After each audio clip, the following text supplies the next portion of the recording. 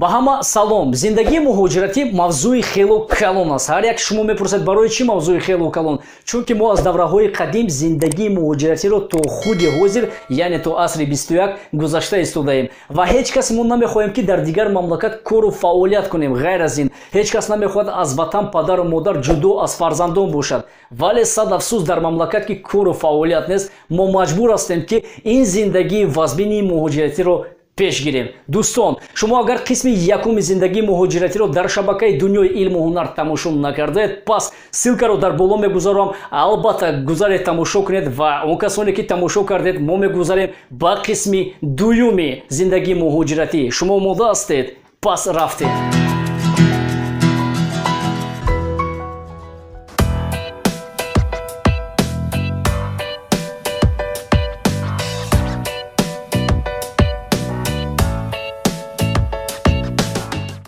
хеле ки ман дар боло қайд кардам, мо маҷбур ҳастем сафари муҳоҷиратӣ кунем. Дар ҳақиқатан ғарибӣ бо душвориҳои худ бисёри ҷавонмардони тоҷикро тез пир мекунад. Бисёриҳо ҳатто ширинии зиндагиро хуб намебинанд. Шахсоне ки ба чунин ҳолатҳои вазбинии зиндагӣ дучор нашудаед, илтимос болоӣ сухан накунед, чунки шояд дар яке аз паҳлӯҳои ғарибӣ бародаре ташнаи оби ватан аст ва аз набудани шароит чандина солҳо падару модар ва фарзандони худро надидааст. Дар ин видеои навбатӣ якто ба якто рӯзҳои аввалини ғарибиро аз нигоҳи муҳоҷири нав сафар карда ба ғарибӣ дида мебароем. Рӯзи аввали муҳоҷири сафаркунанда ба Русия. Шодӣ дар дил ҳаст ки ба Русия сафар мекунад. Хай ина вақти парвоз ҳам омад. Хайрухуш бо волидайн бародарон ворид ба ҳавопаймо ва парвоз ба Русия. Дар фурудгоҳи Русия ёру рафиқон муҳоҷири навомадаро бо як чеҳраи хандон салом алайкум гуфта пешвоз мегиранд. Аз дидани фурудгоҳи Русия ва чеҳраи хандони дӯстон муҳоҷири навомада фикр мекунад ки Русия ин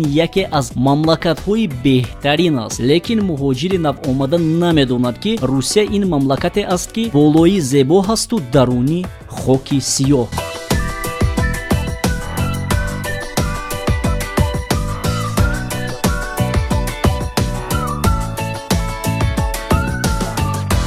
ғаму дард айб пешай. Ҳангоми ба хона ворид шудан дар Русия муҳоҷир рӯбарӯ мешавад ба ҳолате ки ягон бор то сафари муҳоҷиратӣ надида буд.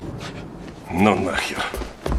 Дар хонаи якутоқа 8 ё ин ки 10 нафар зиндагӣ мекунанд ки баъзеи онҳоро ҳатто намешиносад. Саволи якуме ки ба фикри муҳоҷир меояд инчунин аст: ма куҷо омадум? Хай бо як тангӣ шабро рӯз мекунад. Дӯстон, ногуфта намонад ки худоро шукр ки мо мардуми тоҷик бо ҳамаи мушкилотҳои зиндагӣ дастгирандаи якдигар ҳастем. Ҳазор бор ташаккур ба ҳар як муҳоҷири тоҷике ки ҳамватани худро дар ғарибӣ дастгирӣ мекунад. Давом медиҳем. Рӯзи дуюми муҳоҷири навомада оғоз мешавад аз соати 5 субҳ. На ба хотири он ки ба кор баромаданаш дар кор аст, балки дигар бародарон барвақт мехезанд то ин ки ба кор дер накунанд ва ин муҳоҷири навомада аз садову овоз бедор мешавад. Дуюм фикре ки ба сари муҳоҷир меояд инчунин аст: наход ки ман ҳам ҳар рӯз ҳамин хел барвақт хеста ба кор меравам. Бародарон ба муҳоҷири навомада мефаҳмонанд дар муддати 15 рӯз худро бояд қайд кунӣ, бо забони дигар гӯем регистратсия карданат дар кор аст. Баъд дар муддати 1 моҳ ҳатман патент доштанат лозим аст. Сеюм фикре ки ба сари муҳоҷири навомада меояд инчунин аст: аира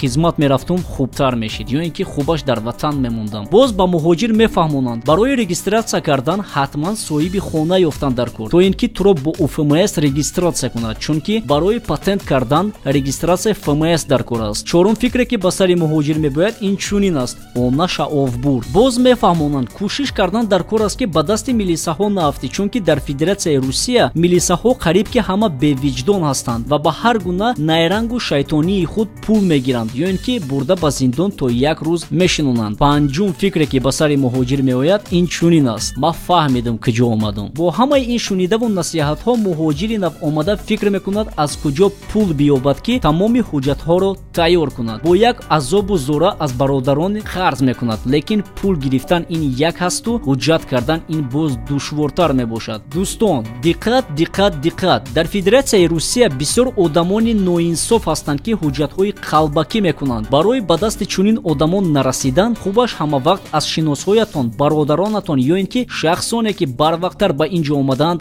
ёрӣ пурсед. давом медиҳем зиндагии муҳоҷири навомадаро. бо дастгирии бародарон ёру рафиқон муҳоҷири навомада регистратсияи худро мегирад ва ӯро равон мекунанд барои патент кардан. ҳолати патенткуниро дида фикри шашуми худро бо овози баланд мебарорад: очаҷон, ёдат кардум. ҳолатҳои вазбинии зиндагии ғарибӣ танҳо ба мардуми ғариб маълум аст ва душвориҳои ғарибӣ имрӯз ҳатто ба ватанамон ҳам рафта расида истодаанд. чӣ қадар мардум азоби ғарибиро то имрӯз дидаанд, лекин сад афсӯс ғарибӣ имрӯз барои бисёр мардум ягона роҳи зиндагӣ аст ки ризқи рӯзии худро аз ин ҷо меёбанд. дӯстон, ин буд қисми дуюми видео сафар ба ғарибӣ. шояд ман чизеро нагуфта гузаштам. ҳатман дар зери видео нависед ва умуман фикрҳои худро нависед дар бораи ин мавзӯъ. мо бошад омода мекунем барои шумо қисми сеюми сафар ба Русияро. дар ин ҷо бошад ман бо шумо хайру хушна мекунам. фақат мегӯям то дидор. ҳатман обуна шавед ва моро дастгирӣ кунед. хайр.